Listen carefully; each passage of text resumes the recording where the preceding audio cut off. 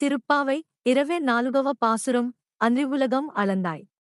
ఈ పాసురంలో గోపికలు కృష్ణునితో ఇలా అంటారు: ఓ కృష్ణా, నీవు మాకు కేవలం దర్శనం ఇవ్వడం సరిపోదు. నీ భక్తుల పాదాల వద్ద మమ్మల్ని సేవకులుగా నిలిపితేనే మా జీవితం సార్థకమవుతుంది. పదార్థార్థం: అన్రివులగం అళందాయ్ ఒకప్పుడు లోకాలను కొలిచినవాడా. అడియార్ తమ్మడి నీ భక్తుల పాదాల దగ్గర నాంగల్ సేవిత్తు మేము సేవ చేస్తూ అడిమై చేయుం దాస్యభావంతో ఉండేలా నిర్ణయిత్తరు నిర్ణయించి కృపచేయు.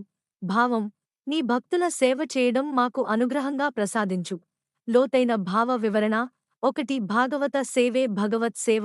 ఈ పాసురంలో ఆండాళ్ బలంగా చెబుతుంది: భగవంతుని సేవ భక్తుల సేవ రెండూ వేరు కావు. భాగవత సేవ లేకుండా భగవత్ సేవ సంపూర్ణం కాదు. 2 దాస్య భావం శరణాగతికి శిఖరం. గోపికలు ఇలా అడగడం లేదు సంపద, మోక్షం, శక్తి. వారు అడుగుతున్నారు నీ భక్తుల దాసులుగా ఉండే భాగ్యం. ఇదే శరణాగతికి పరాకాష్ఠ. 3 అహంకార విరహిత జీవితం. ఈ పాసురం మనకు చెబుతుంది నేను అనే భావం పూర్తిగా తొలగాలి.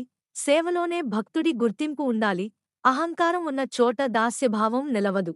4 భక్తుడి హృదయానికి దగ్గరి మార్గం: భగవంతుడు తనకు చేసిన సేవను కాదు, తన భక్తులకు చేసిన సేవను త్వరగా స్వీకరిస్తాడు.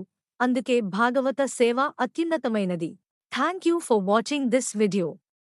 Please like, share and subscribe our channel friends.